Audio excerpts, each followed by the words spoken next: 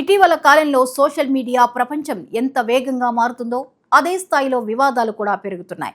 ముఖ్యంగా పెద్ద ఫాలోయింగ్ ఉన్న కంటెంట్ క్రియేటర్లు చేసే వ్యాఖ్యలు వారి భవిష్యత్తుపై నేరుగా ప్రభావం చూపిస్తున్నాయి. అలాంటి సంఘటనలో తాజాగా చోటు చేసుకున్నది ప్రముఖ యూట్యూబర్ నా అన్వేష్కు సంబంధించిన వివాదం. తెలుగులో ట్రావెల్ వ్లాగింగ్ రంగంలో మంచి గుర్తింపు పొందిన నా అన్వేష్ సోషల్ మీడియాలో పెద్ద ఫాలోయింగ్ సంపాదించాడు.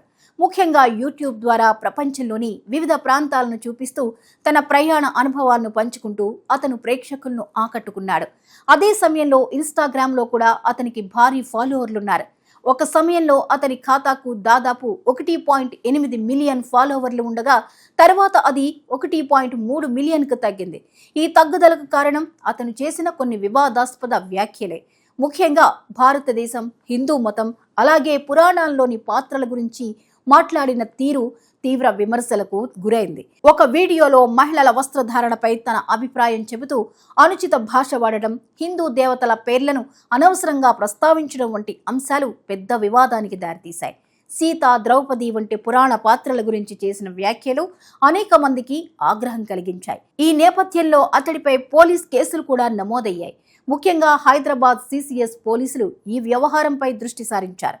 భారతదేశాన్ని దూషించేలా వ్యాఖ్యలు చేశాడనే ఆరోపణలతో కేసు నమోదు చేసి అతన్ని సోషల్ మీడియా కార్యకలాపాలపై విచారణ ప్రారంభించారు. ఈ విచారణలో భాగంగా పోలీసులు ఇన్స్టాగ్రామ్ యాజమాన్యానికి లేఖ రాశారు. ఖాతా వివరాలను అందించాలని, అలాగే అతని కంటెంట్పై చర్యలు తీసుకోవాలని కోరారు. ఈ నేపథ్యంలో ఇన్స్టాగ్రామ్ యాజమాన్యం స్పందించి ఖాతాను పరిశీలించింది. నిబంధనలకు విరుద్ధంగా కంటెంట్ ఉన్నట్లు భావించి చివరకు అతని ఖాతాను పూర్తిగా బ్యాన్ చేసింది.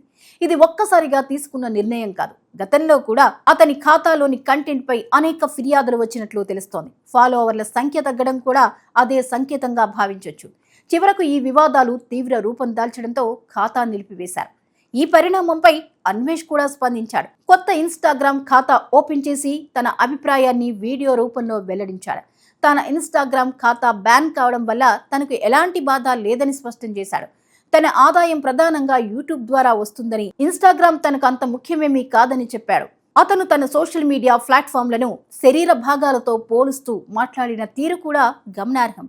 ఒక ప్లాట్ఫామ్ పోయినా మరొక దాని ద్వారా ముందుకు సాగుతానని, అన్ని ఖాతాలను బ్యాన్ చేసినా తన ఆలోచనను ఎవరూ ఆపలేరని చెప్పాడు. తన సృజనాత్మకతే తన అసలైన బలమని పేర్కొన్నాడు. నమస్తే అందరికీ. నా ఇన్స్టాగ్రామ్ ఛానల్ ఏదైతే ఉందో అది పోయిందండి. నేను చాలా బాధపడుతున్నాను. అంటాననుకున్నారా బత్తాయిలు? రూపాయి దాని ఇన్స్టాగ్రామ్ ఉంటేతే పోతే ఇట్టిన ఈక. ఇప్పుడు మీరు జాగ్రత్తగా వినండి బత్తాయిలు. ఈ 2 చేతులు నా 2 ఇన్స్టాగ్రామ్స్ అనమాట. ఈ 2 కాళ్ళు నా 2 యూట్యూబ్ ఛానల్ అనమాట. నా బాడీ ఏదైతే ఉందో ఫేస్బుక్ అనమాట. ఈ 5ని నడిపించేది తెలివైన బుర్ర. ఎంతమంది కుక్కల్ని నిద్ర లేకుండా చేస్తున్నానే బత్తాయిల్ని, ఆ బుర్ర. సో ఇప్పుడు మీరు ఏం చేశారు? ఈ బత్తాయిలందరూ కలిపి ఈ చెయ్యిని ఎరగొట్టేశారు. ఇంకో చెయ్యి ఉంది, 2 కాళ్ళు ఉన్నాయి, నడుచుకుంటూ వెళ్ళిపోతాను. ఇప్పుడు ఈ ఇన్స్టాగ్రామ్ని కూడా ఎరగొట్టేశారు. 2 కాళ్ళు ఉన్నాయి, పరిగెత్తుకుంటూ వెళ్ళిపోతాను. ఇప్పుడు ఈ కాలు తీసేశారు, ఒంటి కాలు ఉంది, ఒంటి కాలుతో వెళ్ళిపోతాను. ఇప్పుడు ఆ 2 కాళ్ళు తీసేశారు, బాడీ ఉంది, దేకుంటూ వెళ్ళిపోతాను. బాడీ కూడా తీసేశారు, తల ఉంది, మాట్లాడుకుంటూ వెళ్ళిపోతాను. సో నేను దొరికితే తెయ్యాల్సిందేంటి? తల. సంభాజీ మహారాజ్కి ఎగురుతుంది కదా తల, అలా ఎగరాలన్నమాట.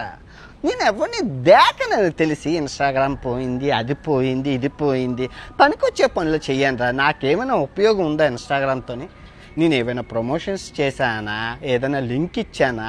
నేను ఎవరినైనా మోసం చేశానా? నాకెందుకు ఇన్స్టాగ్రామ్ ఫాలోవర్స్ ఉంటే ఏంటి, పోతే ఏంటి? అది ఇంపార్టెంట్. యూట్యూబ్ లాస్ట్ మంత్ 8 లక్షల బ్యాంక్ బ్యాలెన్స్ నుంచి ఎంత? 1,09,00,000 లాభమా? అది ఇన్స్టాగ్రామ్ ఉంటే పోతీయట. ఇంకా ఒక ఆసక్తికర అంశం ఏంటంటే అతని వీడియోకు అనేక మంది నెటిజన్లు మద్దతు తెలపడం. సోషల్ మీడియాలో అతనికి అనుకూలంగా, అలాగే వ్యతిరేకంగా కూడా పెద్ద చర్చ నడుస్తోంది. కొంతమంది అతని మాటలను సమర్థిస్తుండగా మరికొందరు అతని వ్యాఖ్యలను తీవ్రంగా విమర్శిస్తున్నారు. ఈ సంఘటన ఒక పెద్ద సందేశాన్ని ఇస్తోంది. సోషల్ మీడియాలో ఉన్నవారు ఎంత పెద్ద ఫాలోయింగ్ ఉన్నా వారి బాధ్యత కూడా అంతే ఎక్కువగా ఉంటుంది. మాటల ఎంపిక, భావ ప్రకటనలో జాగ్రత్త అవసరం. ఒక చిన్న తప్పు కూడా పెద్ద సమస్యగా మారే అవకాశం ఉంది. మొత్తంగా చూస్తే నా అన్వేష్ ఇన్స్టాగ్రామ్ ఖాతా బ్యాన్ కావడం కేవలం ఒక వ్యక్తిగత సంఘటన మాత్రమే కాదు. ఇది సోషల్ మీడియా నియంత్రణ, బాధ్యత, స్వేచ్ఛ మధ్య ఉన్న సున్నితమైన సంబంధాన్ని గుర్తు చేసే ఘటనగా చెప్పుకోవచ్చు.